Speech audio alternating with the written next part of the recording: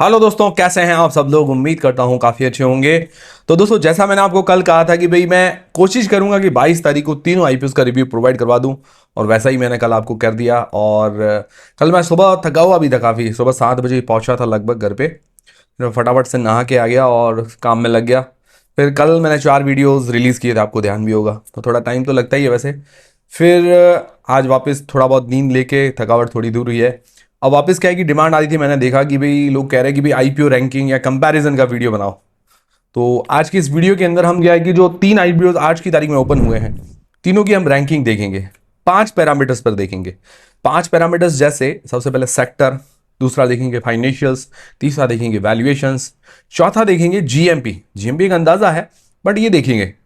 फिर पांचवा देखेंगे हम एंकर लिस्ट, ठीक है, जिनकी आ चुकी है एंकर लिस्ट भी हम इस वीडियो के अंदर डिस्कस कर लेंगे, क्योंकि कल की तारीख में हम डिस्कस नहीं कर पाए थे। तो वो क्या है कि एंकर लिस्ट को हम लास्ट वाले पोर्शन में ले लेंगे, ठीक है। बाकी सारे जो पैरामीटर्स है पहले डिस्कस कर लेते हैं, तो इससे थोड़ी आपको क्लैरिटी आ जाएगी कि भाई हमें आगे क्या करना चाहिए, ठीक है। इसके अंदर कोई बाय और सेल का रिकमेंडेशन नहीं होगा। जो ये डेटाज है वो मैं आपके सामने प्रेजेंट करूंगा, उसके अलावा कुछ नहीं है। जो भी डेटाज अवेलेबल है वो आपको बताऊंगा, उन्हीं में से हमें पता चलेगा कि किसके फाइनेंशियल्स अच्छे हैं, किसकी सेक्टर अच्छा है, वो सारी चीजें हमें पता चलेगी, ठीक है। बाकी कोई भी बाय और सेल का रिकमेंडेशन नहीं है। जो भी आप डिसीजन बनाए अपनी रिस्क अपना एनालिसिस लगा के बनाए। हाँ, ये वीडियो देखेंगे जरूर आपकी क्लैरिटी आएगी, थोड़ी हेल्प जरूर हो जाएगी। अगर हेल्प होती है तो आप लाइक जरूर करें, कमेंट करें और हाई बटन जरूर दबाएं, ठीक है। तो अब देखिए, सबसे पहली चीज सेक्टर। सेक्टर बहुत ज्यादा जरूरी है। सेक्टर देखिए, सिर्फ आज ही चलने वाला है या फ्यूचरिस्टिक सेक्टर है या सदाबहार सेक्टर है, ये चीजें होती है। और अपने सेक्टर में अंदर लीडिंग है या नहीं है, आगे है पीछे, वो सारी चीजें भी जरूरी है। अगर लीडिंग पोजीशन के अंदर है तो उसके लिए और बड़ा एडवांटेज हो जाता है, ठीक है ना। कंपटीशन कम है तो और बड़ा एडवांटेज है, ये चीज है। तो हम क्या है कि सबका एक एक पॉइंट देंगे। अगर किसी का अगर लग रहा है कि हमें 50-50 तो उसका आधा पॉइंट देंगे। किसी का लग रहा है कि इसका सेक्टर बिल्कुल ही खराब है तो 0 पॉइंट देंगे, ऐसे होगा। फिर लास्ट में हम सारी चीजें देखेंगे। तो सबसे पहली चीज जो सेक्टर मुझे सबसे बढ़िया जो लगा है वो इंडो एमआईएम का। थोड़ा यूनिक सेक्टर है ये। मेटल इंजेक्शन मोल्डिंग जो होती है उससे प्रिसीजन इंजीनियरिंग कंपोनेंट्स, छोटे छोटे कंपोनेंट्स बनाती है। और इंडिया ही नहीं, ग्लोबली भी ये लीडिंग कंपनी है। मतलब ग्लोबली मतलब पूरे वर्ल्ड के अंदर भी लीडिंग कंपनी कह सकते हैं। तो सेक्टर भी यूनिक है। और इंडिया के अंदर अभी कोई भी कंपनी लिस्टेड नहीं है। जो इसने पीयर मेंशन किया वो चाइना का है, ठीक है। तो इसको सेक्टर के मामले में लगभग पूरा 1 पॉइंट आराम से मिल सकता है। फिर दूसरा आता है एक्स्ट्रानेट और लोहिया। ये लगभग थोड़े थोड़े सिमिलर लगे। किसी का एक एडवांटेज लगे तो किसी की एक कमी लगी, दूसरे का एडवांटेज दूसरी की कुछ एक कमी, ऐसा लगा। तो देखिए, सबसे दूसरी बात हम एक्स्ट्रानेट की बात कर लेते हैं। तो देखिए, एक्स्ट्रानेट और लोहिया दोनों ही क्या है कि दोनों का सेक्टर कॉमन है। देखिए, जैसे एक्स्ट्रानेट का है आईटी सेक्टर है, ठीक है, ये कॉमन सेक्टर है, कोई विशेष ऐसा नहीं है, ठीक है। दूसरा जो लोहिया का सेक्टर है वो मशीन का सेक्टर है। मशीन भी कोई कॉमन सेक्टर है, बहुत सारी कंपनियां मशीन्स बनाती हैं, ठीक है। दोनों सेक्टर के अंदर अदर प्लेयर्स भी हैं, तो कंपटीशन है इसके साथ। अब देखिए, इसके अंदर एक्स्ट्रानेट को क्या बेनिफिट है। एक्स्ट्रानेट को ये बेनिफिट है, इसके पास गवर्नमेंट पीएसयू क्लाइंट्स है, ये बड़ा बेनिफिट है, ठीक है। और उसके अलावा आईटी सेक्टर के साथ साथ ये पूरी सर्विसेज भी देती है भाई। पूरा सर्वर नेटवर्क सारी चीजें ये करके देती है। ये थोड़ा सा इसके लिए एक एडवांटेज हो जाता है, जिसके कारण इसको आधा पॉइंट मिल सकता है।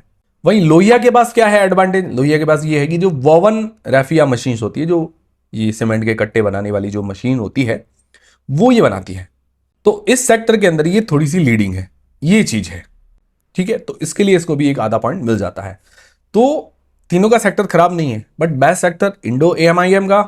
फिर एक्स्ट्रानेट और लोहिया को आधा आधा पॉइंट मिलता है, जिनके मैंने बताया एक एडवांटेज भी है और एक थोड़ा माइनस पॉइंट भी है, ये चीज है। अब दूसरी चीज है फाइनेंशियल्स। फाइनेंशियल्स देखिए बहुत ज्यादा जरूरी है। कंपनी प्रॉफिट के अंदर है, लॉस के अंदर है, उधारी ज्यादा है या कम है, डेट फ्री है, ये सारी चीजें भी जानना जरूरी है। सबसे मेन पार्ट तो यही है। धंधे का मेन पार्ट क्या है कि हम पैसा कमा रहे हैं नहीं कमा रहे, हमारे पे उधारी है नहीं, वो सारी चीजें जरूरी है। तो सबसे पहले चर्चा करते हैं इंडो एमआईएम की। तो उसके रेवेन्यू प्रॉफिट के अंदर अच्छी ग्रोथ है, मार्जिन भी अच्छे हैं, और लगभग लास्ट ईयर के मार्जिन देखिए तो लगभग 12.5% के आसपास है। डेट उधारी कंट्रोल के अंदर है, 0.39 का इसका डेट टू इक्विटी रेशियो, मतलब आधे से कम है। बट एक अच्छी बात और लगी कि भाई 400 करोड़ रुपए अपने आईपीओ के पैसे से अपना डेट पे कर रही है। ये भी बहुत अच्छी बात है कि आईपीओ के बाद और डेट कम हो जाएगा, ठीक है। अभी 1000 करोड़ से ऊपर का अभी 400 करोड़ पे कर लेगी, तो अच्छी बात हो गई। ओवरऑल फाइनेंशियली आईपीओ के बाद ये और ज्यादा मजबूत हो जाएगी। दूसरी चर्चा एक्स्ट्रानेट आईपीओ। इसके भी रेवेन्यू प्रॉफिट के अंदर अच्छी ग्रोथ है। इसके लास्ट ईयर के जो मार्जिन है 11% के आसपास है। इसका डेट टू इक्विटी रेशियो 0.63 का, जो कि थोड़ा सा ज्यादा है। हालांकि आईपीओ से 20 करोड़ रुपए ये पे कर रही है, ज्यादा नहीं है, 20 करोड़ रुपए पे करेगी लगभग 85 करोड़ रुपीस के आसपास का डेट है। थोड़ा डेट कम हो जाएगा, बट डेट ये हल्का सा ज़्यादा कह सकते हैं, इसका डेट टू इक्विटी रेशियो आधे के आसपास आ जाएगा। और जो इसके ऊपर डेट रहता है, एक्चुअली जो गवर्नमेंट प्रोजेक्ट्स हैं या प्राइवेट प्रोजेक्ट्स जो इसको मिलते हैं, वहाँ से पैसा अटक जाता है, पैसा लेट आता है, पेमेंट लोग लेट करते हैं, इस कारण थोड़ा बहुत इनके वर्किंग कैपिटल के लिए इनका ऊपर डेट रह जाता है, बट ये कम करना पड़ेगा। ओवरऑल हमें जो दिख रहा है कि इसके ऊपर थोड़ा ज़्यादा है।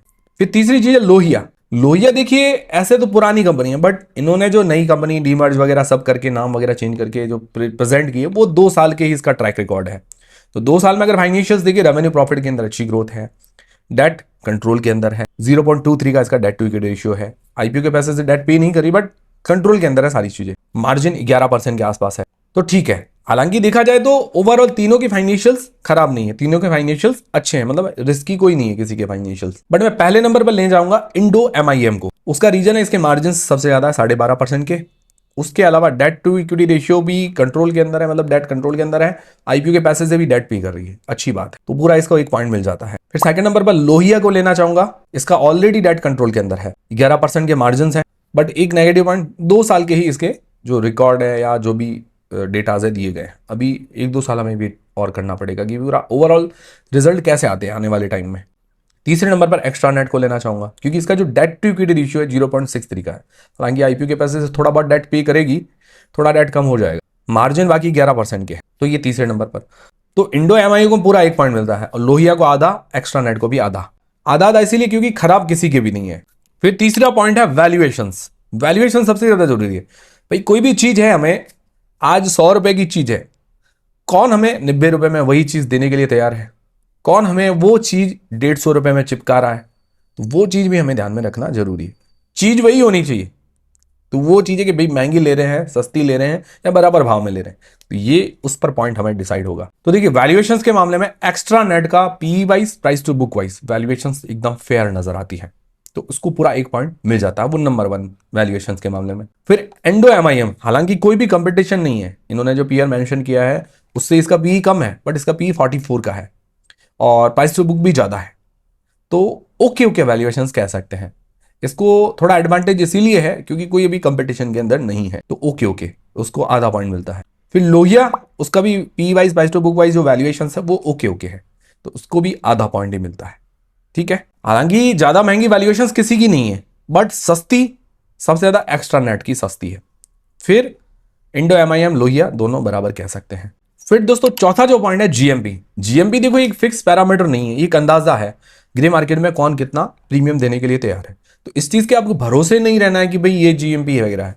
ठीक है, जो मार्केट में अभी चीजें चली, वेबसाइट्स पर, एप्स पर आपको मिलती है चीजें, वही चीजें हम देखते हैं कि भाई अभी क्या डिमांड है, ठीक है, इसके भरोसे आपको नहीं रहना है, ठीक। तो इंडो एमआईएम की जो जीएमपी है 40% के आसपास, डिमांड अच्छी आ रही है, लगभग 200 रुपए पर शेयर के आसपास मान के चल सकते हैं, तो जीएमपी में पूरा इसको 1 पॉइंट मिल जाता है। एक्स्ट्रा नेट आईपीओ 10% के आसपास जीएमपी है, 13 रुपए पर शेयर, तो उसको आधा पॉइंट मिलता है। लोहिया आईपीओ 7% के आसपास जीएमपी है, 33 रुपए पर शेयर, तो 10% से कम होता है तो मैं 0 पॉइंट देता हूं, अभी इसको 0 पॉइंट मिलता है। तो ये हो गए 4 पैरामीटर्स। अब पांचवा जो हमारा पैरामीटर है एंकर लिस्ट, जिसके बारे में मैंने आपको बताया कि एंकर लिस्ट डिस्कस भी कर लेंगे और ये साथ में रैंकिंग भी हो जाएगी।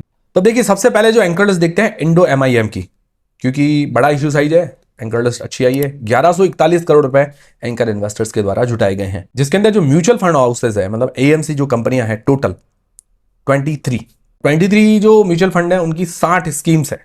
म्यूचुअल फंड स्कीम्स अलग अलग होती है, 23 एएमसी है जो कंपनियां होती है, पर 9 इंश्योरेंस कंपनी शामिल है, 14 फॉरेन फंड्स वगैरह जो एफपीआईज वगैरह, एफआईआईज वो कह सकते हैं, और 14 जो एआईएफ अल्टरनेटिव इन्वेस्टमेंट फंड है, हेज फंड्स है, पीएमएस है, ये शामिल है। अब जो 23 एएमसी शामिल, उनका नाम अगर मैं आपको बताऊं तो आईसीआईसीआई, एचडीएफसी, एसबीआई, टॉप 3। फिर Kotak, Aditya Birla, WhiteOak, 361, Axis mutual fund, Bandhan, HSBC, Mirae, UTI, Motilal Oswal, Quant, Tata, Invesco, Canara Robeco, Edelweiss, Union, LIC, PGIM, Franklin, Abakkus, total 23 ये म्यूचुअल फंड हाउसेस शामिल है। मतलब लगभग ऐसा कोई नाम नहीं है जो शामिल नहीं है, लगभग सारे नाम शामिल है। तो म्यूचुअल फंड में तो पूरे से पूरे मिल जाते हैं, संतुष्टि वाला है। फिर जो इंश्योरेंस कंपनीज है वो 9 इंश्योरेंस कंपनी शामिल है। इसके अंदर ICICI, SBI, HDFC, Bajaj, ICICI Lombard, prudential अलग है, लोम्बार्ड भी अलग है, एडलवाइस, एक्सिस, कैनरा, इंडसइंड, तो ये 9 इंश्योरेंस कंपनीज भी शामिल है, बहुत बढ़िया। फिर अगर एफआईआईज की बात करें तो अशोका, वाइटॉक, अरेंडा, गवर्नमेंट पेंशन फंड, नॉर्वे का, गोल्डमैन सैक्स, BlackRock, PineBridge, Natixis, Enam India, Kotak funds, किसी के एफपीआई फंड्स भी आते हैं, Manulife, CSIM, Societe Generale, Eastspring और डीएसपी इंडिया फंड। तो मतलब कुछ अलग फॉरेन फंड्स भी होते हैं और कुछ एफआईआईज भी, ये सब नाम मैंने आपको बता दिए, तो ये भी अच्छा है। तो इसके अलावा कुछ एआई है, पीएमएस, हेज फंड्स वगैरह, तो उसमें भी काफी बड़ी लंबी लिस्ट है। तो ओवरऑल अगर देखा जाए बढ़िया एंकर लिस्ट कह सकते हैं, लगभग 9 से 10 आराम से रेटिंग इसको दे सकते हैं, आराम से। तो मतलब एंकर लिस्ट के मामले में पूरा 1 पॉइंट इसको मिल जाता है। फिर दूसरी बात आती है लोहिया की, क्योंकि लोहिया का भी इशू साइज बड़ा है, ज्यादा मतलब छोटा नहीं है। तो उसने 492 करोड़ रुपए जुटाए हैं एंकर इन्वेस्टर्स के द्वारा। उसके अंदर म्यूचुअल फंड हाउसेस कहें तो 7 है, इंश्योरेंस कंपनी 4 है, एफआईआईज, एफपीआईज वगैरह 4 है, एआईएफ और अदर फंड्स है 6। तो म्यूचुअल फंड्स की अगर बात करें तो कोटक, आईसीआईसीआई, निप्पॉन, मोतीलाल ओसवाल, आदित्य बिरला, टाटा, कैनरा रबेको, ठीक है। फिर एफआईआईज वगैरह के अंदर बात करें तो Ashoka India, Citi group, Societe Generale, Nomura, ये भी ठीक नाम। Insurance companies SBI, Tata, Kotak, Edelweiss. और एआईएफ और अदर फंड्स की अगर बात करें तो उसके अंदर भी कई बड़े नाम शामिल हैं, एलसी, फेरोज जैसे, ठीक है। तो ओवरऑल ये भी एंकर लिस्ट ठीक है, खराब नहीं है, 10 में से 6 रेटिंग दे सकते हैं, मतलब इसको आधा पॉइंट लगभग मिल जाता है। फिर दोस्तों एक्स्ट्रा नेट, इसका इशू साइज ही छोटा, 166 करोड़ रुपए का है, क्या कर सकते हैं, ज्यादा कोई बड़ी एंकर लिस्ट की उम्मीद भी नहीं कर सकते हैं। तो उसके अंदर 50 करोड़ रुपए एंकर इन्वेस्टर्स के द्वारा जुटाए गए। उसके अंदर एक एएमसी शामिल है और 0 इंश्योरेंस कंपनी, 0 एफआईआईज, एआईएफ और अदर फंड्स है लगभग 7। एएमसी में टॉरस म्यूचुअल फंड है, वो शामिल है, वो ठीक ठाक नाम है। बाकी इंश्योरेंस कंपनीज नहीं है, एफआईआईज नहीं है। एआईएफ और अदर फंड्स की अगर बात करें तो step trade, Venus, tiger strategies, long thrive, sand capital, इस तरह के नाम शामिल है। तो लगभग इसको 2 से 2.5 रेटिंग दे सकते हैं, मतलब एंकर लिस्ट के मामले में 0 पॉइंट इसको मिलता है। तो ये होगी सबकी एंकर लिस्ट।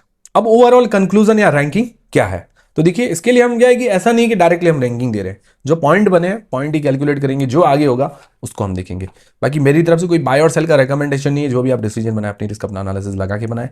बाकी टेलीग्राम, इंस्टाग्राम, व्हाट्सएप, फेसबुक सबकी लिंक डिस्क्रिप्शन के अंदर ज्वाइन कर लीजिए ताकि छोटा मोटा अपडेट जानकारी मिलती रहे। और वीडियो देखिए अगर आपकी हेल्प हो तो लाइक करें, कमेंट करें और हाइप बटन जरूर दबाएं। तो देखिए अब देखिए इंडो एमआईएम और फिर लोहिया और एक्स्ट्रा नेट, तीनों का 5 पैरामीटर्स पर पॉइंट देख लेते हैं। पहले सेक्टर के अंदर तो इंडो एमआईएम को 1 मिला था, लोहिया को आधा, एक्स्ट्रा नेट को आधा। फाइनेंशियल्स के अंदर इंडो एमआईएम को 1 मिला था, लोहिया को आधा, एक्स्ट्रा नेट को भी आधा। वैल्यूएशंस के अंदर इंडो एमआईएम को आधा, लोहिया को आधा और एक्स्ट्रा नेट को पूरा 1 पॉइंट मिला था। एंकर लिस्ट के अंदर इंडो एमआईएम को पूरा 1 पॉइंट, लोहिया को आधा और एक्स्ट्रा नेट को 0 पॉइंट मिला था। फिर बात आती है जीएमपी की, जो एक अंदाजा है, फिक्स चीज नहीं है, इसीलिए उसको लास्ट में ले रहा हूं। तो इंडो एमआईएम को 1, लोहिया को 0, एक्स्ट्रा नेट को आधा पॉइंट। अब देखिए ओवरऑल अगर कैलकुलेशन करें तो इंडो एमआईएम का जो रेटिंग बन रही है, जो पॉइंट्स बन रहे हैं 5 में से 4.5 और लोहिया के बन रहे हैं 2 5 में से, ठीक है, और एक्स्ट्रा नेट के बन रहे हैं 2.5, ठीक है। तो ओवरऑल पहले नंबर पर चल रही है, पॉइंट्स के मामले में बता रहा हूं मैं, रैंकिंग नहीं दे रहा हूं, पॉइंट्स के मामले में बता रहा हूं, जो इंडो एमआईएम पहले नंबर पर 4.5 पॉइंट के साथ, फिर सेकंड नंबर पर एक्स्ट्रा नेट 2.5 पॉइंट के साथ, थर्ड नंबर पर लोहिया 2 पॉइंट के साथ। अब अगर मान लो जीएमपी हटा दे, जो कि एक अंदाजा है, इसको हटा देते हैं, तो इंडो एमआईएम का पॉइंट बनेगा 3.5, लोहिया का बनेगा 2 और जो एक्स्ट्रा नेट का बनेगा उसका भी 2, ठीक है। तो मतलब लोहिया एक्स्ट्रा नेट लगभग सिमिलर टाइप की, वो मैंने आपको कहा भी था, कुछ कुछ मामले में सिमिलर है। अब अगर मान लो सिर्फ आप लिस्टिंग एज के हिसाब से अप्लाई करना चाहते हो तो आप देखिए आखिरी दिन थोड़ा जीएमपी भी देख लीजिए और सब्सक्रिप्शन देख लीजिए क्यूआईबी का कैसा आता है 1:30-2 बजे के आसपास, वो भी देख लीजिए, ठीक है। बाकी मैंने पॉइंट्स भी डिस्कस किए, वो भी आप देख लीजिए, इसमें आपको थोड़ी क्लैरिटी आ जाएगी। ओवरऑल अगर लो रिस्क के साथ अगर देखा जाए तो लो बहुत कम रिस्क जो है वो इंडो एमआईएम के अंदर नजर आ रहा है। फिर एक्स्ट्रा नेट और लोहिया दोनों थोड़ा थोड़ा सिमिलर नजर आ रहे हैं, हल्का फुल्का रिस्क है, ज्यादा नहीं है, हाई रिस्क पॉइंट्स तीनों के अंदर ही नहीं है, ठीक है। बाकी लॉन्ग टर्म के लिए थोड़ा यूनिक सेक्टर अगर कहें तो वो थोड़ा सा एडवांटेज इंडो एमआईएम के पास हो जाता है, क्योंकि इसके पास यूनिक सेक्टर है, अपने सेक्टर के अंदर लीडिंग है, ये चीज है। बाकी ये वीडियो देखने के बाद आपकी हेल्प हुई होगी, हेल्प हुई है तो लाइक करें, कमेंट करें और हाइप बटन जरूर दबाएं। टेलीग्राम, इंस्टाग्राम, व्हाट्सएप, फेसबुक सबकी लिंक डिस्क्रिप्शन के अंदर है। मिलता है दोस्तों अगले वीडियो के अंदर। आप लोग क्या करने वाले हैं, कौन सा आईपीओ आपको अच्छा लगा, आपकी रैंकिंग क्या है, 1 2 3 मुझे कमेंट करके जरूर बताइएगा। मिलते हैं अगले वीडियो के